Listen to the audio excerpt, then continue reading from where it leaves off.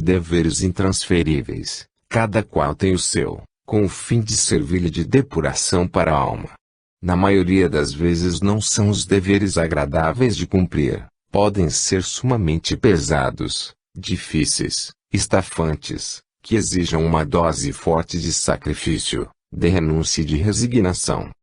Compenetre-se, porém, a criatura de que eles não foram traçados para agradar, mas para moldar o ser a determinadas injunções da vida, para lapidar o caráter, para desenvolver o senso da responsabilidade, para ensinar a dirigir, a lidar com o próximo de temperamento desigual, para fazer trabalhar o raciocínio, para aceitar a vida como ela é, e para cada um saber tirar do dever imposto a lição que ele encerra. Pode-se considerar a humanidade dividida, economicamente, em três classes: a pobre, a média ou remediada, e a rica. Na classe pobre, impera, quase sempre, o trabalho manual ou braçal, mais ou menos rude, que exige energia física, renúncia de conforto e severo controle da economia privada. Os deveres que se impõem a esta classe, perfeitamente definidos, como nas demais, asseguram a especialização dos ofícios, na sua grande variedade, habilitam os seres a praticar o socorro mútuo, pela ação direta, tornando-se responsáveis pelo suprimento das utilidades, inclusive os produtos alimentícios, ao consumo comum, e entre os consumidores se incluem todas as classes, pobre, média e rica. A classe pobre suporta, em regra geral, o rigor da carência, às vezes com estoicismo, outras com exemplos de resignação. Poucos são os infelizes que se revoltam com a natureza humilde dos deveres, e procuram, em vão, sacudir o jugo das limitações a que estão sujeitos. Evidentemente é uma classe indispensável à vida, tanto quanto as outras, e por essa indispensabilidade, forçoso se toma que os seus representantes tenham paciência nos seus postos, pois se neles bem cumprirem os seus deveres, na volta à terra terão oportunidades muito melhores. O fato importante a registrar são as proveitosas lições recebidas nessa classe. Assim, os que nela trabalham, estão empregando muito bem o seu tempo e preparando-se para novos empreendimentos futuros. Nem todos os seus componentes são pessoas que se estão iniciando na vida espiritual. Muitos são espíritos que já fizeram as suas incursões pelas outras classes, mas que tiveram de voltar a ela pelo mau uso feito do livre-arbítrio. Para estes, a adaptação ao meio já é mais penosa. Com respeito à classe média, vale dizer que os seus integrantes sustentam também as suas fases delicadas. Precisam, muitas vezes, participar da vida em meio abastado, com a obrigação de exercer misteres próprios da gente pobre. Os recursos são quase sempre escassos, em face do preço das aparências. As donas de casas são as mais sacrificadas em seu meio, pois os afazeres domésticos, na realidade, as obrigam, por serem almas mais polidas do que as da classe anterior, a uma abnegação excepcional, para aguentarem a rudeza do labor. Dispondo, comumente, de corpos físicos mais delicados, comparativamente, têm de suportar uma carga de serviço que pode parecer superior às forças em reserva. Neste ambiente dão-se muitos desastres morais, pela falta de compreensão e espiritualidade. Vencem aquelas criaturas do que trouxeram valioso acervo de lutas anteriores e possuem a alma curtida pelas experiências passadas, muitas vezes repetidas. A vida nesta classe oferece perigos maiores do que na primeira enunciada, por ser onde se marca passo, até por centenas de encarnações. Aí se encontra o maior número de pessoas revoltadas, inconformadas e desajustadas. As folganças na vida da classe rica são objeto de aspiração dessa classe que, não estando espiritualmente preparada para compreender a realidade dos fatos, exaspera-se, comete desatinos e perturba-se. No entanto, muitos há que compreendem a situação pelo aspecto da vida espiritual, e seguem os seus caminhos, serenamente, na certeza de darem por bem aproveitado o tempo aplicado nos deveres que lhes tocam. Na classe dos ricos se encontram aqueles que, em maior proporção, estão acumulando débitos. Andam pelo terreno das futilidades. Pagam a servidores para não trabalhar. O dinheiro cobre todas as necessidades. Os deveres ficam para os outros. O ambiente de luxúria é o que predomina. Gastos supérfluos são feitos a todo momento. O desperdício é hábito rotineiro. A desgraça alheia fica muito distante. Exercitam a falsa caridade e os atos chamados piedosos se misturam com as pompas sociais. A vaidade, o orgulho, a presunção, a ostentação de grandezas, a arrogância, o enfatuamento, são, ordinariamente, os alimentos viciosos do espírito. A maioria deles, na volta à terra, irá para a classe dos pobres. O dinheiro é o veículo mais apropriado para o indivíduo pôr à mostra uma série de defeitos morais. Com dinheiro farto, ele dificilmente se contém, dá expansão franca e plena aos seus instintos, às suas ânsias insatisfeitas, à sua grande e falsa oportunidade. Então farta-se de semear o joio, sem se preocupar com a colheita. Nem todos, porém, se perderam nesse caminho ilusório, visto que pela sensibilidade espiritualista, têm consciência da vida e procedem como criaturas seguras da sua posição. Muitos outros penetram nessa classe provindos das outras duas por processos ilegítimos baseados na usurpação, no assalto, na especulação desonesta. Estes são autênticas vítimas de si mesmos, cabendo-lhes devolver em dobro tudo quanto subtraíram dolosamente do seu semelhante. Os cavilosos, os ludibriadores, os mistificadores são dos que muito perdem nesta vida e serão, por largo tempo, perseguidos pelo reflexo das suas más ações. Terão de suportar o retomo impiedoso de suas tramas criminosas. A lei da causa e efeito não falha e não tem sensibilidade, por ser simplesmente lei. Na classe dos ricos estão os poderosos, os que exorbitam da sua autoridade e posição, os que mandam com o dinheiro na mão. Querem ver a sua vontade satisfeita, e não falta quem se sirva a prestar os seus serviços, por interesse, a elementos voluntariosos, déspotas e desamados. É, por isso, uma classe muito carregada de débitos, que começarão a ser cobrados, sem tardança, quando não antes, da encarnação seguinte em diante. Não há quem nasça sem deveres a cumprir. Todos os têm, e aí de quem se descurar deles. Na classe pobre, enquanto o chefe da família busca, no trabalho, a manutenção dos seus, a esposa e companheira lava e passa, cozinha e arruma, costura e limpa, mantendo o lar em ordem, sábio e alegre.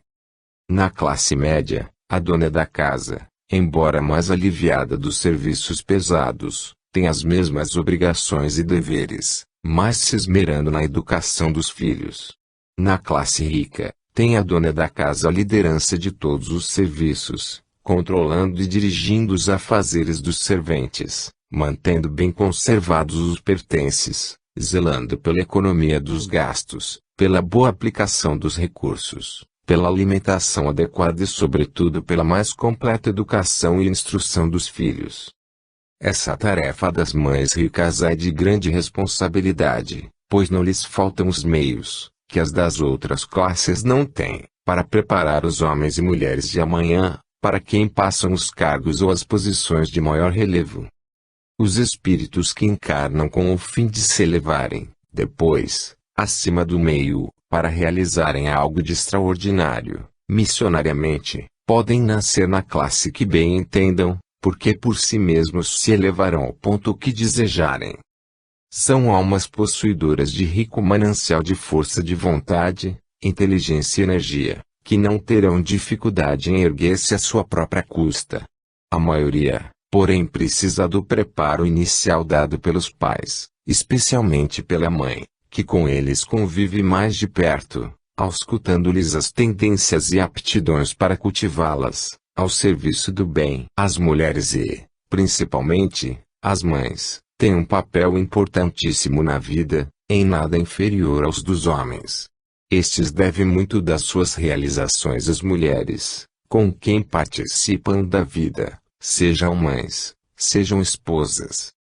Logo, a mulher tem, entre os seus deveres, a missão de consagrar seu trabalho educativo ministrando ausentes ao seu cuidado, a ilustração precisa, a orientação sadia, a concepção espiritualista da vida, para que se tornem os futuros condutores da coletividade, seres esclarecidos, controlados, empreendedores, honrados, justos, enérgicos e serenos, nobres de alma, capazes, seguros e respeitadores.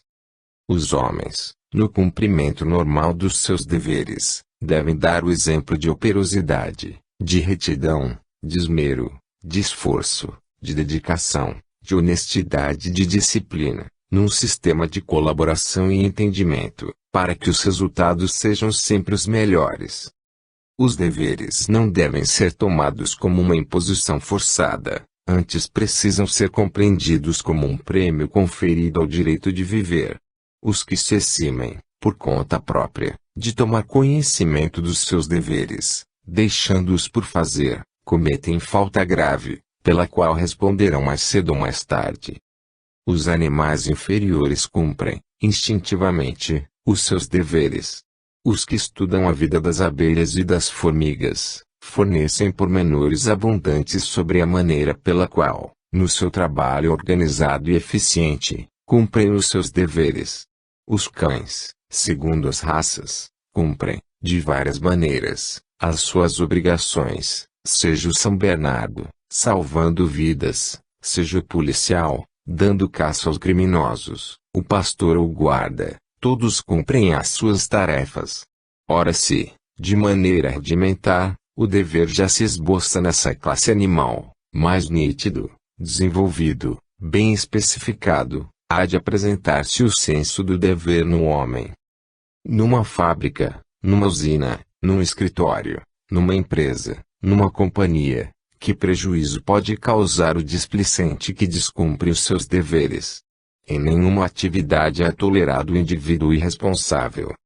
Assim como um complicado mecanismo deixa de funcionar ou funciona mal se uma das suas peças estiver desajustada ou imperfeita, também na vida de relação, embora nem sempre se perceba, há um desequilíbrio, uma falha, quando um elemento humano deixa de participar, eficientemente, do funcionamento normal da vida. É preciso não esquecer que tudo quanto se faz ou se deixa de fazer na ordenação dos deveres, fica perenemente gravado no quadro fluídico das obras de cada espírito. A ignorância é fonte de erros, de desgraças, de sofrimentos e de infelicidade. Espancar as trevas da ignorância, é o que procura fazer o racionalismo cristão, com os seus ensinamentos. Desejam os que nele militam que todos conheçam a verdade sobre a vida, para eliminarem de seus procedimentos erros lamentáveis, que os levem a criar penalizantes situações futuras. Por esta razão, atente-se para a obrigação de fazer cada um a tarefa que lhe compete, sem recusa, sem fugir dela, sem se lastimar, porque tudo muda de uma existência para outra, e essa mudança será para melhor, se os deveres não forem descuidados. Aqueles que estiverem suportando uma cruz pesada, não esmoreçam, prossigam firmes na jornada, confiando em dias melhores que virão, na certa. Tudo depende da própria pessoa, de não desanimar, não se revoltar, não se lamuriar, pois sabendo que fez jus ao que está recebendo, não se lembrará de recriminar ninguém. Antes se conformará e procurará cuidar de preparar um futuro menos atribulado. Espíritos que hoje são felicíssimos, encarnados ou desencarnados, deixaram para trás vidas angustiadas, momentos amargurados, existências repassadas das maiores torturas morais. No entanto, palmilhando pelo caminho da evolução, os horizontes se dilataram, os conhecimentos assomaram, e a felicidade tornou-se presente, a todo instante. Uma vez sabendo isso, quem não terá coragem de prosseguir, enfrentando os obstáculos? Se alguém vai com sede pelo caminho e sabe que mais adiante encontrará água cristalina para se dessedentar, Não se senta à espera de que a água venha ao seu encontro, mas vai ao encontro dela, reanimada, até alcançá-la.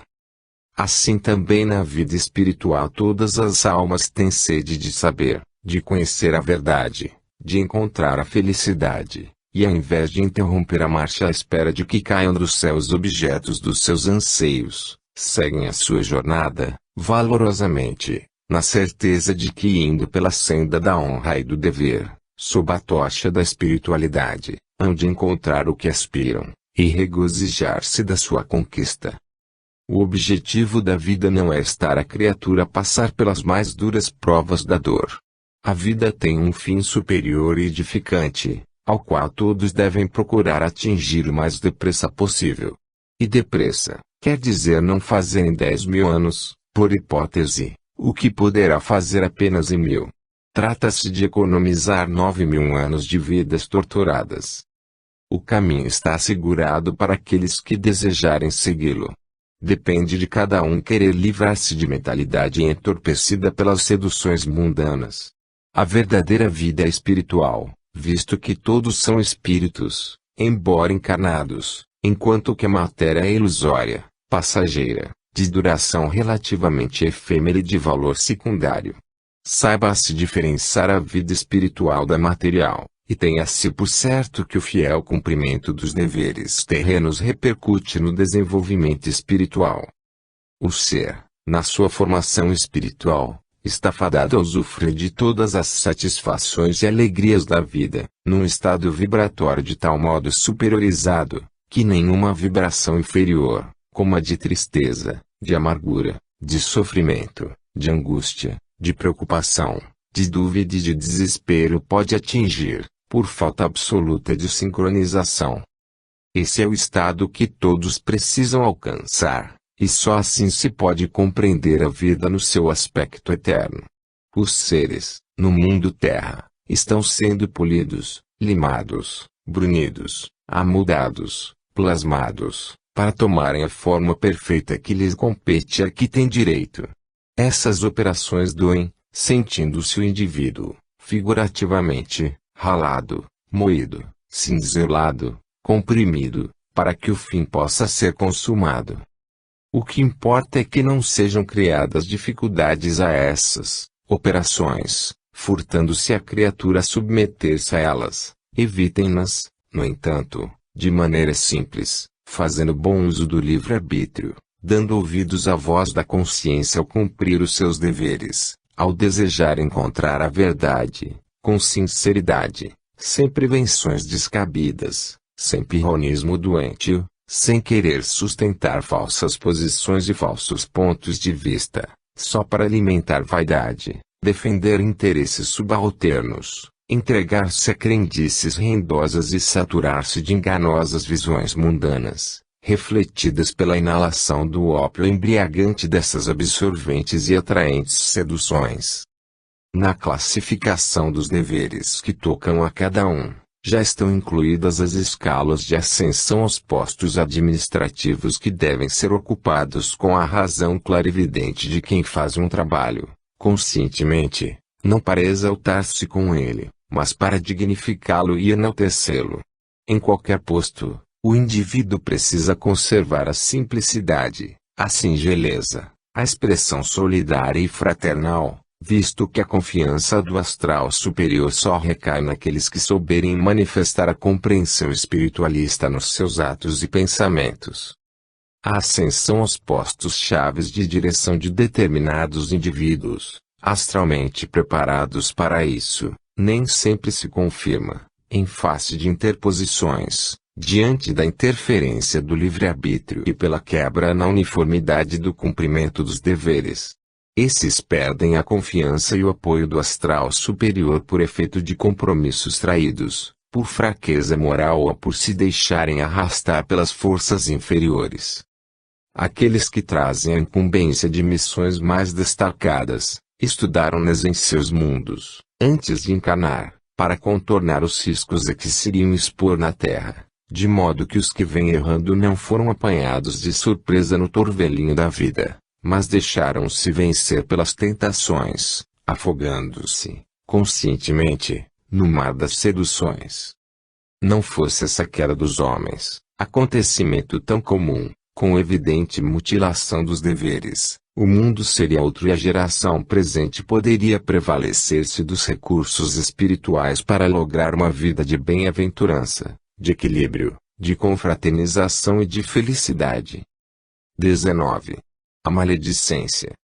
Vício dos mais perniciosos é da maledicência, que imperceptível e sorrateiramente penetra na alma humana. Ele nasce da falta de solidariedade e do desamor entre as criaturas.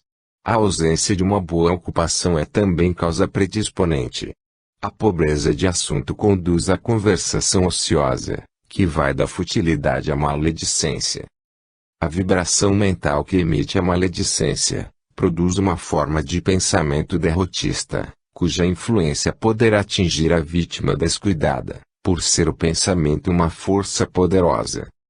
Na maioria dos casos, a maledicência esconde, por baixo da capa, o sentimento de inveja, do despeito, da ingratidão. É um modo diverso de exercer a vingança. O indivíduo vinga-se falando mal, desmoralizando, ferindo, sem que o acusado se possa defender. Há criaturas que abraçam, apunhalando pelas costas, à maneira dos tamanduás. Aconselha-se o maior cuidado com os maledicentes, que são facilmente reconhecíveis, aos olhos perscrutadores. A sua amizade não merece crédito. Dia mais, dia menos, inesperadamente, são capazes de causar dolorosas decepções. Não conhecem a lealdade, na sua forma expressiva. O maledicente não é um cristão, pouco ou nada valendo a sua filiação a qualquer classe de ideias. Ele deve ser tratado com reserva, pois anda na linha dos intrigantes e dos traidores, e é um associado das forças do astral inferior. Os que injuriam e difamam, começaram a sua carreira criminosa como maldizentes e foram se corrompendo, nesse vício, até atingir as formas mais penosas da indignidade humana. Cabe aos pais e aos professores combater o germe da maledicência que se manifesta na infância. As crianças precisam, por isso, ter preceptores vigilantes. Nessa primeira fase da existência, a correção aos males que surgem é menos difícil. Mais tarde, depois de criarem raízes profundas, a extirpação dos males oferece resistência muito mais pronunciada, e quase sempre se tornam eles crônicos e incuráveis. O efeito mais provável é a perda da encarnação. Muitos dão pouca importância ao vício da maledicência, não só por ignorarem o lado espiritual da vida e nada saberem sobre a força do pensamento, como por desconhecerem tudo acerca do astral inferior. Portanto, o vício da maledicência é um produto da ignorância provocada pela falta de espiritualização. O esforço que deve ser empregado para impedir o florescimento da maledicência é da consagração espiritual, obra de grande merecimento pelo bem que promove. Só o fato de a criatura entender a razão pela qual não deve ser maledicente, já é motivo rejubilante, porque é prova de que se inicia no esclarecimento espiritual. Num dos pontos altos do sistema educativo adotado pelo racionalismo cristão, está o enérgico propósito de subjugar a maledicência pelos melhores meios. No combate a todos os vícios que ali se faz, não poderia se ficar à margem. Em se tratando de um vício, como realmente é, a maledicência corrói a alma do seu agente, causando-lhe um estrago ainda maior do que aquele que provoca em sua vítima. O prejuízo oriundo da maledicência, que é todo de ordem moral, não aparece à luz dos olhos físicos, mas infiltra-se na estrutura invisível e atinge o cerne vital. Daí exigir cura ou restauração, e esta só se consegue numa futura volta ao mundo, em processo reencarnatório, quando uma experiência muito mais dura estará reservada ao atuante maledicente, que, por certo, perderá, então, o malfadado vício, se a experiência for bem aproveitada. Não poderá ninguém dizer, honestamente, que advertências como esta visem qualquer interesse secundário. Este panorama é apresentado com lealdade, com o intuito de alertar, ajudar e contribuir para uma melhor aprendizagem na vida terrena. A evolução é processada por camadas humanas, tomando-se necessário que os integrantes menos cuidadosos de cada camada se apresentem no sentido do desenvolvimento espiritual, para não terem os mais aplicados de esperar, embora em meio mais ameno, pelo progresso dos retardatários, até o ponto de serem estes banidos e descerem os pirrônicos, caso a outra camada de menor evolução não se esforce por acompanhar os demais da sua classe. Guardem os maledicentes este aviso, na certeza de que todos os atos dos seres não escapam à percepção espiritual e quem mal faz para si o faz.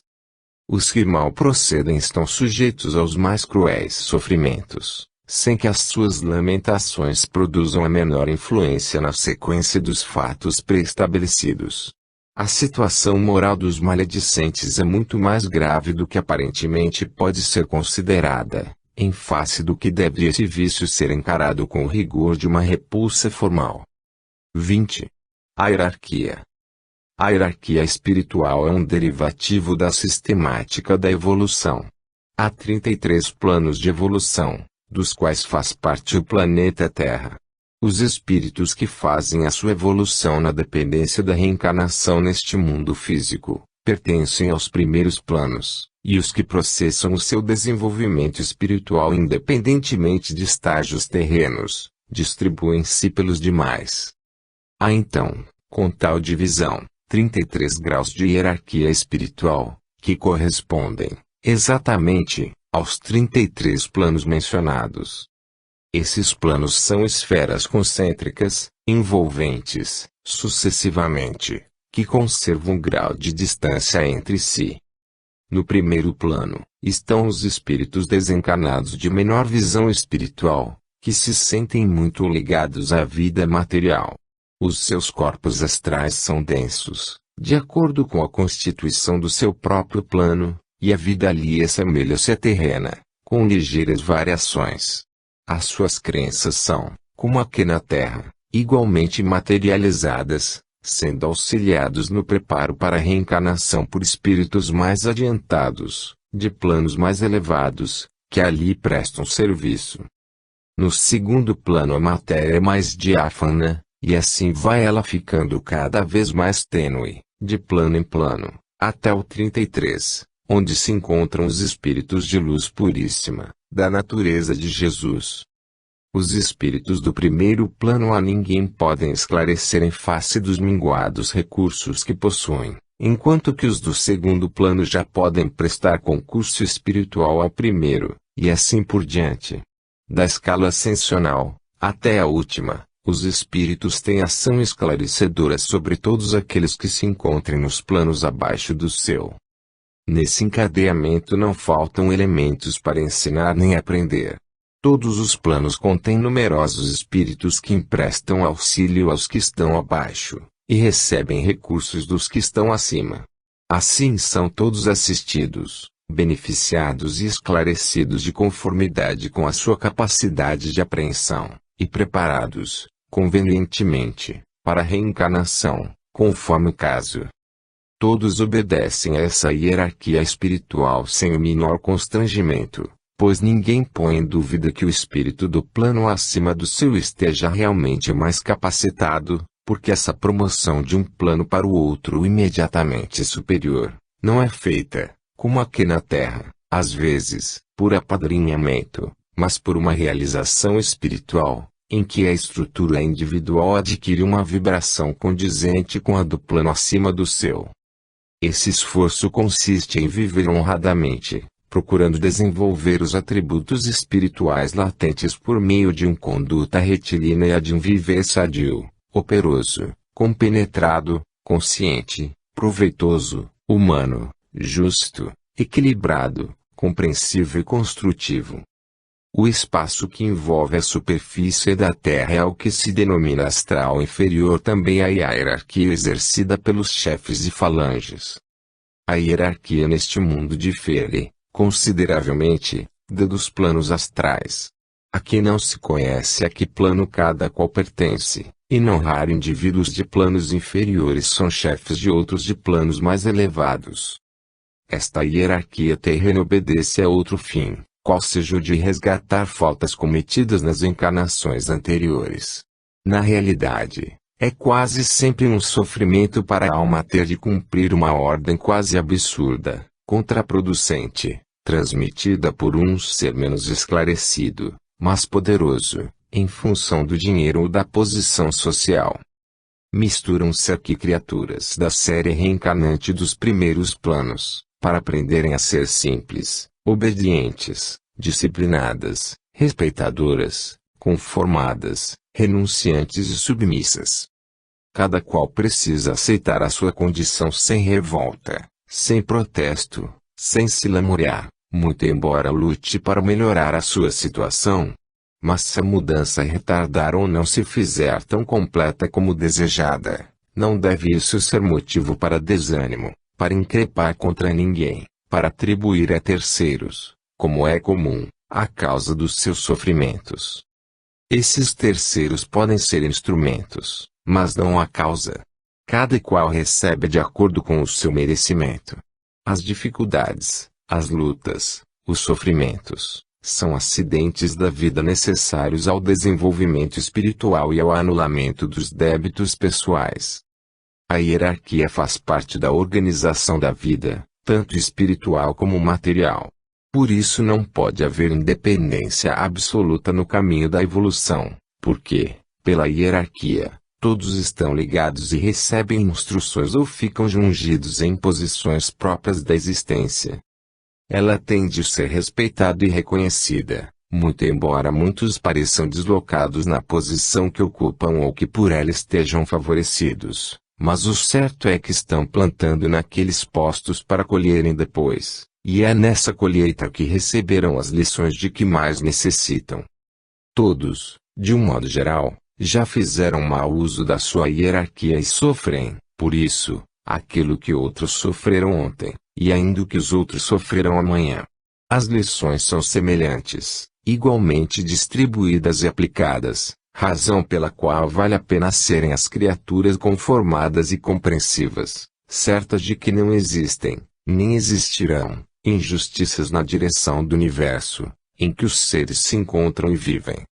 A hierarquia terrena está quase sempre ligada ao dinheiro, como instrumento, e oferece ao indivíduo boa oportunidade de elevar o seu débito, pois que não estando à altura da posição que ocupa, faz o triste papel de déspota, de importante perde a noção da igualdade para valorizar-se muito acima dos seus méritos.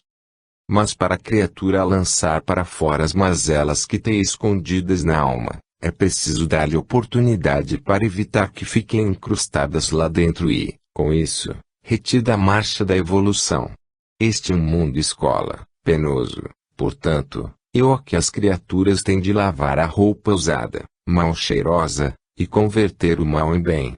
Essa roupa menos limpas são as vestes da alma, que se exibem, em circunstâncias adequadas, no cometimento de erros pelo abuso do dinheiro, de posições e da hierarquia. Encarando, friamente, os fatos, pode-se considerar a hierarquia terrena como uma armadilha, uma cilada para muitos, assim como o dinheiro e as posições, pois mal sabem que estes servem para enredinhá-los em seu interior, obrigando-os a expelir os atributos negativos incubados que, uma vez expostos, agem como corrosivos, provocadores de chagas difíceis de sarar. Se na vida terrena não existissem tais armadilhas, tais ciladas, não teria o espírito renitente ao esclarecimento meios para expulsar os agentes corrosivos e virulentos de que precisa libertar-se. Assim, há dois caminhos na vida que podem ser escolhidos: o da virtude, por via do qual a criatura se espiritualiza e evita passar por espinhosa classe de sofrimentos, ou o do gozo materialista em que se faz a evolução, com grande perda de tempo, à custa de dores, das mais cruciantes. Esta é a situação de fato. A maioria prefere o segundo caminho, não por sabedoria, mas por ignorância, por amor ao vício, por indolência, por indiferença aos apelos da própria consciência. A hierarquia faz parte da vida no universo. Alguns sabem usá-la. A maioria, não. Ela continua, no entanto, prestando seu serviço valioso e indispensável. A vida terrena foi organizada com perfeição, mas é necessário entendê-la e procurar compreender que nela nada há de insondável, ao contrário do que dizem os religiosos. Tudo nela tem a sua explicação racional e coerente. O astral superior, que a preside, não faz mistérios da sua obra, apenas elucida cada um, na proporção do seu desejo e da sua disposição espiritualista. No racionalismo cristão procede-se a mais fraternal das hierarquias. Os seus laboriosos auxiliares são companheiros a serviço de uma causa, entendem-se, estimam-se e trabalham sem remuneração material, como se faz nos planos superiores. A linguagem da cordialidade impera, e o respeito ao semelhante um lema catado com a maior elevação. 21. A carência. Um dos cuidados que todos precisam ter, é o de não desperdiçar, não dilapidar, não esbanjar riquezas, numa vida perdulária. Todos os valores de que dispõe o indivíduo devem ser usados com a necessária atenção. As sobras aproveitáveis não devem ser atiradas fora, mas, em lugar disso, transferidas a quem delas precisar. O temperamento excessivamente pródigo provém de não saber a criatura dar valor aos bens que lhe são confiados com o objetivo de fazer deles adequado uso. Geralmente só dão valor a um bem quando sentem falta dele, quando é almejado para um determinado fim.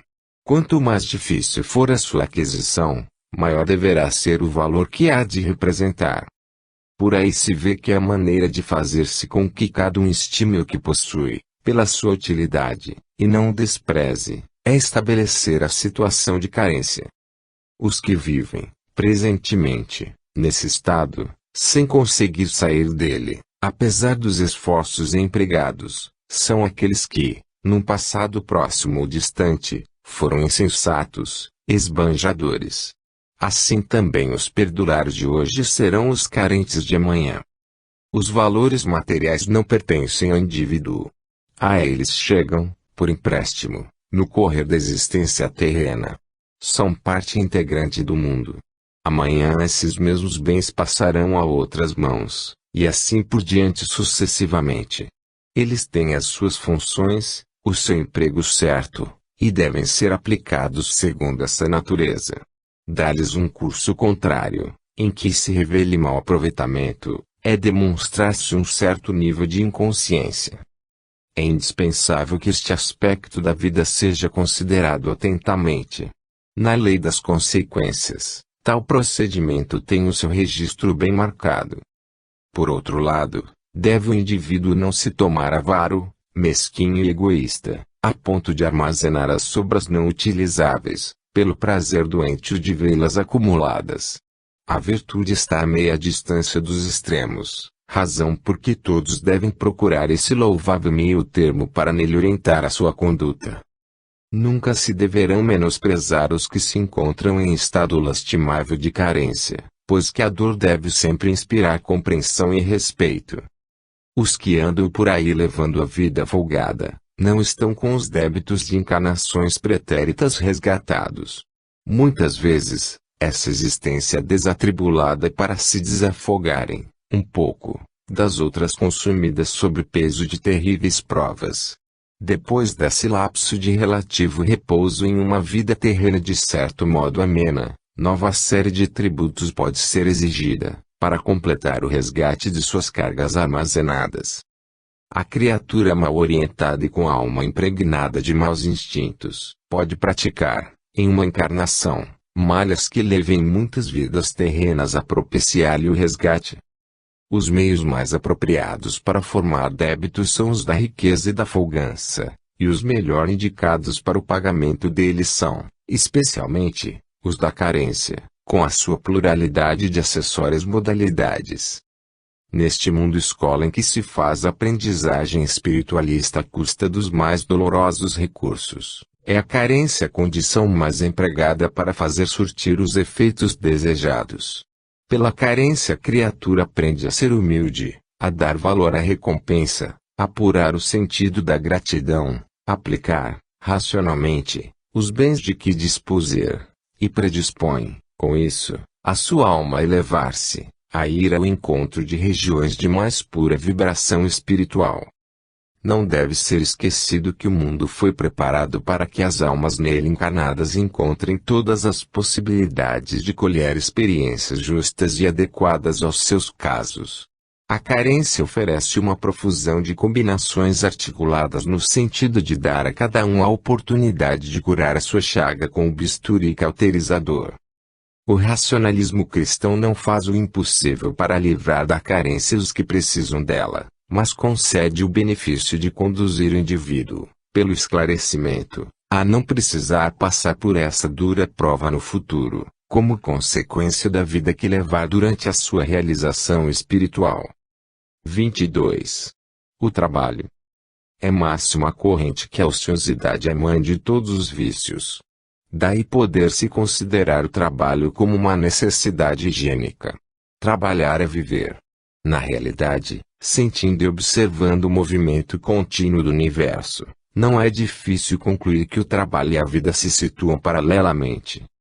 Os seres humanos dispõem para sua subsistência, do ar, da água e de substâncias nutrientes.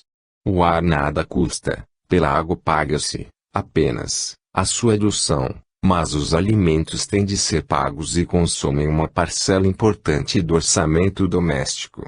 A civilização trouxe, ainda, uma série enorme de despesas, que aumentam, na medida do desenvolvimento e do aspecto material da vida.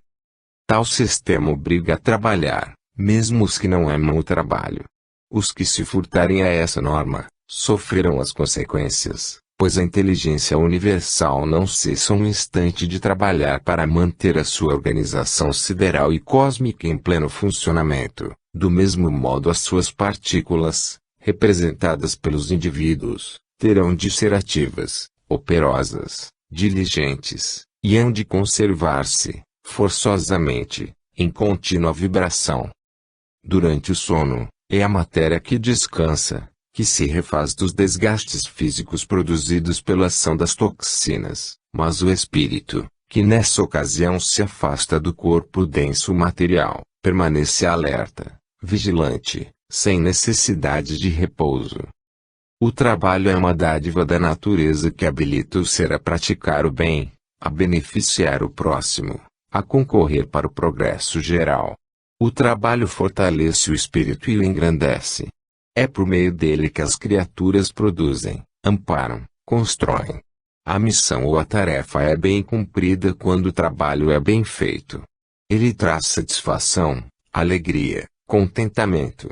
Enquanto se trabalha, a mente concentra-se e a concentração é dom que se desenvolve.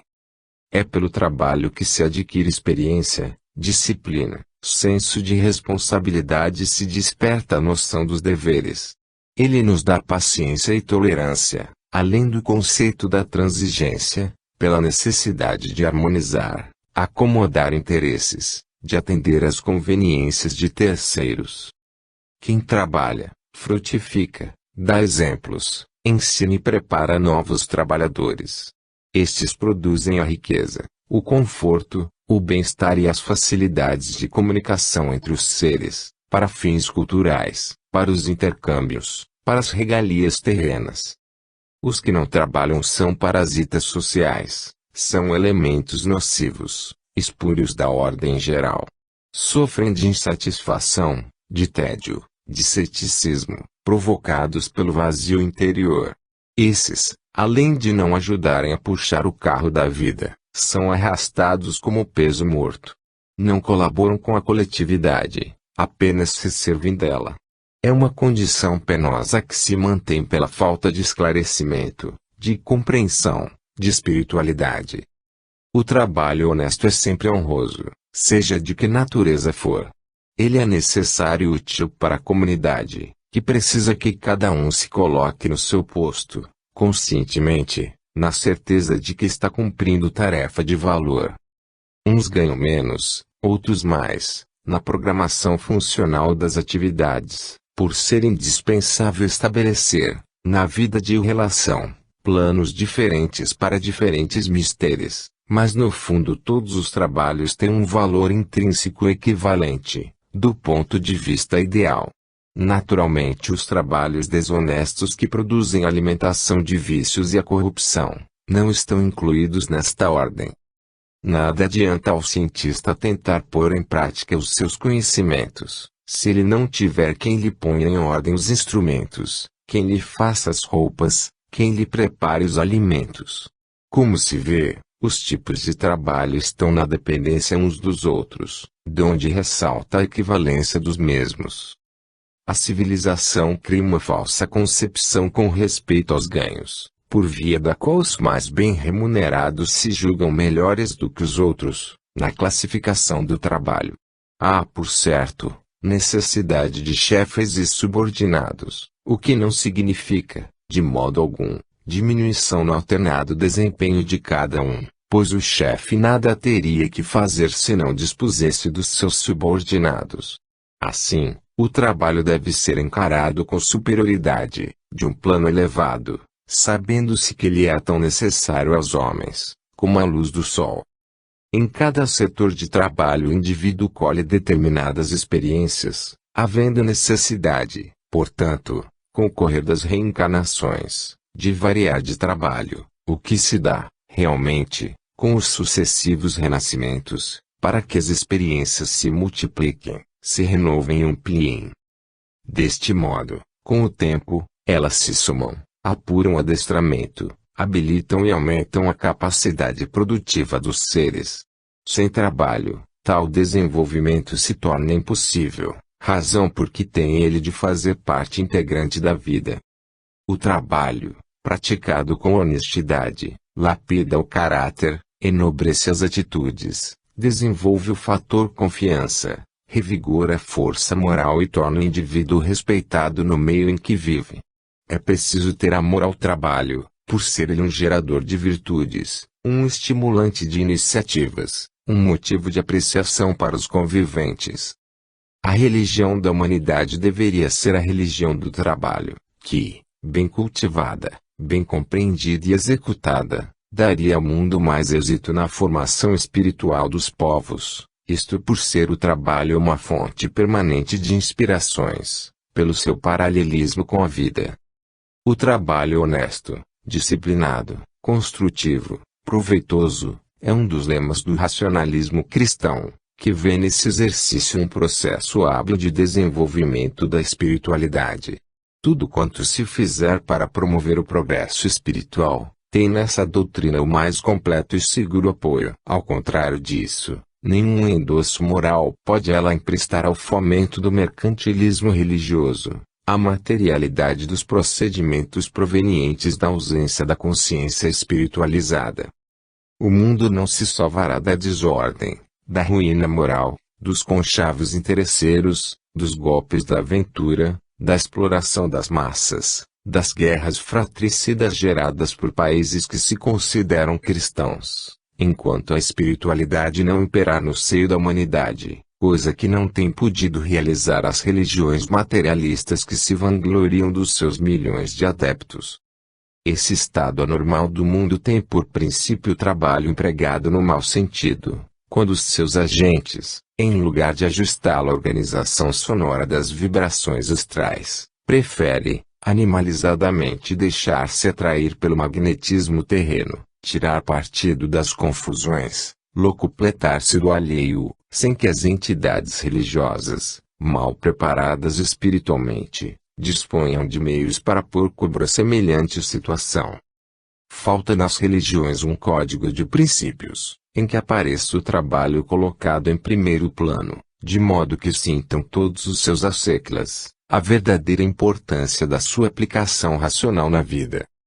Já que são contadas, por milhares, as seitas e religiões, já que se ufanam de possuir milhões de ovelhas, grande responsabilidade repousa sobre os seus dirigentes por não modificarem a orientação dessas almas pastoreadas, consentindo que continuem a corroborar com os que avaliam o sentido do trabalho. O esforço tem de ser comum entre todos os que, sinceramente, almejam a transformação moral dos habitantes da Terra, os quais, no momento, estão entregues, na sua maioria, ao desregramento, fazendo do trabalho um meio de corrupção e desvirtuando-o da sua verdadeira finalidade. De bandeira desfraldada está o racionalismo cristão empenhado na campanha de moralização de hábitos e costumes, de recuperação do caráter defraudado, de reposição dos preceitos deturpados de Jesus na sua natural elevação, em que o trabalho honrado, eficiente, útil e prestimoso tem a sua consagração devida e perene, na nova estruturação por que há de passar a humanidade, em dias que estão para chegar, com o advento desses princípios. 23. A tranquilidade. A tranquilidade não é, no campo espiritual, ausência de trabalho ou de obrigações. Ao contrário, pode haver intensa atividade física e mental, ao mesmo tempo em que a alma se sinta tranquila pelo normal exercício das suas atribuições. A tranquilidade espiritual provém da confiança em si, como resultado da certeza de estar a criatura agindo na vida corretamente, cumprindo seus deveres com eficiência, fazendo o melhor que pode para dar conta da tarefa que lhe estiver confiada. A tranquilidade sintetiza-se na paz de espírito que todos almejam para poderem desfrutar a felicidade. Para isso, torna-se imprescindível que o indivíduo não cometa atos de que se tenha de arrepender, nunca agindo precipitadamente, quando essa condição não for a única. Calma e raciocínio ajudam a resolver os casos difíceis que a todos se apresentam. Muitos são os que têm a lamentar as resoluções tomadas impensadamente, de um momento para outro, sem antes refletirem o bastante para as ideias que se acomodarem. Vale sempre a pena meditar, antes de tomar qualquer direção no caminho da vida. O raciocínio, que é um processo de elucidação, trabalha com muito maior segurança, quando sob um clima de tranquilidade espiritual. À medida que o ser se espiritualiza, o fator tranquilidade aumenta, proporcionalmente. É que a espiritualidade dá ao ser o sentido da eternidade, da recompensa pelas boas ações praticadas e da evolução espiritual, quando então novos horizontes oferecem perspectivas alvissareiras. Quem perde a serenidade e expõe-se a ser injusto, excita os nervos, o controle desaparece e o astral inferior aproveita-se da ocasião para atuar maleficamente. Esta compreensão só podem ter os que estudam o espiritualismo, os que conhecem, embora rudimentarmente, a vida fora da matéria, e sabem que o indivíduo é uma força controlável. Os nervosos, que a todo momento dão expansão, livremente, ao seu gênio irritável, são criaturas descontroladas que tornam a sua vida e a dos outros que as cercam, quase insuportável. Elas precisam, para sua cura, conquistar a tranquilidade interior, à custa da força de vontade. Exercitando o domínio próprio, a prática da tolerância razoável e firmando o propósito inabalável de não se exasperarem por nenhum motivo, estarão lentamente formando o hábito de tranquilidade, com a modificação, por completo, das suas atitudes.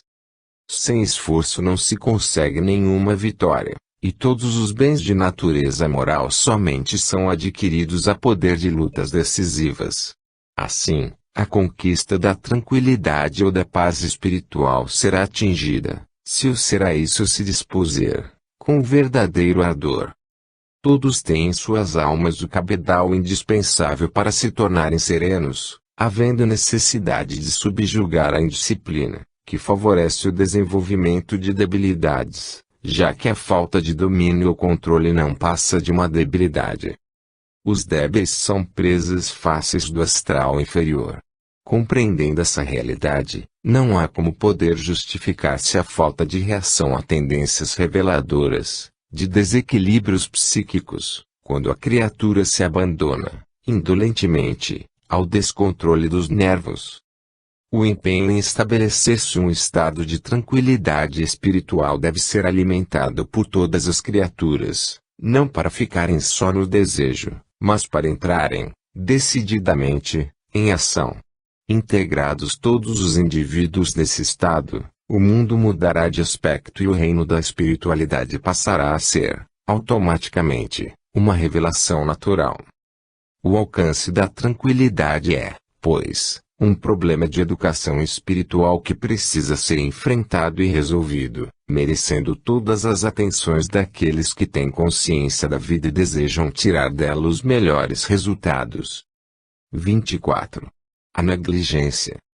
A negligência é uma falha espiritual que, quando muito acentuada, pode provir de existências passadas. É um mal adquirido pelo ócio, pelo hábito de ser servido, oriundo de má educação e do fato de ter tido sempre quem resolvesse os seus problemas. O negligente é preguiçoso, indolente, comodista, indisciplinado e egoísta. Terá muito que lutar nesta e nas vidas futuras para libertar-se dessa moleza, da vontade fraca e do pouco interesse pela atividade comum. Deixa-se o negligente arrastar pelos outros, está sempre atrasado, não gosta de horários, de ordem, vive no desmazelo, faltam-lhe brio e amor próprio, dá maus exemplos, é displicente, aprende com baixo rendimento, e as advertências causam-lhe leve ou nenhum efeito. Ter um negligente na família não deixa de ser motivo de apreensões para os demais, visto que se trata de um ser atacado de moléstias psíquicas que não podem ser resolvidas com paliativos. O negligente anda sempre associado com os espíritos do astral inferior, que nele veem um instrumento dócil aos seus intentos, manobrável e de vibrações afins. Por isso, o primeiro passo para eliminar a negligência é cortar a ligação mantida com o astral inferior, que dá ao ser alimento para sustentar tão pernicioso vício.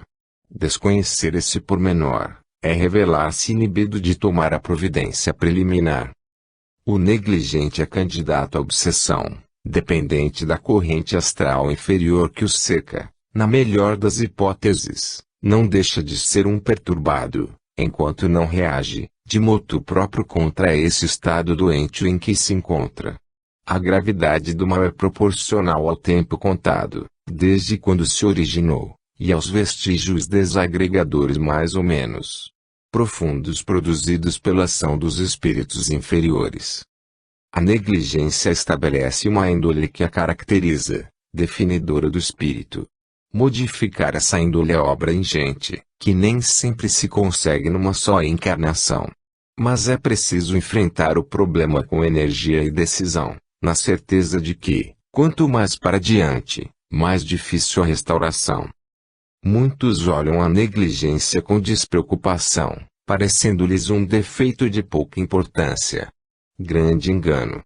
A negligência enraiza-se fortemente na alma, tomando-se um entrave para a espiritualização.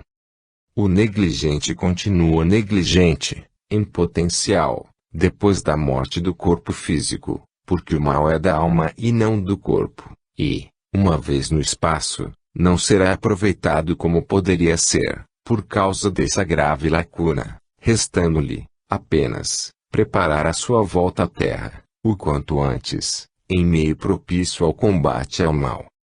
Erros cometidos na vida material são produto de falhas do espírito, e estas não são corrigidas no espaço, mas sim, obrigatoriamente, neste mundo.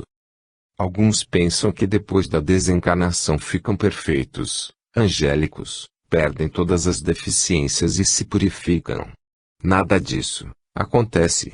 O indivíduo, depois da desencarnação, continua com todas as falhas e imperfeições espirituais que possui, apenas não podendo, no seu mundo próprio, apresentar os efeitos delas, por ser esse fenômeno condicionado ao mundo físico, através de um planejamento astral subordinado a leis naturais imutáveis. Os defeitos da alma são a causa, e os erros terrenos o efeito, cumprindo-se, deste modo, a lei de causa e efeito, lei das consequências, motivo das reencarnações. Somente pela espiritualização deixará a alma de praticar erros. Os adeptos das seitas e religiões desconhecem este importantíssimo detalhe, razão porque vivem iludidos quanto ao que os espera do outro lado da vida.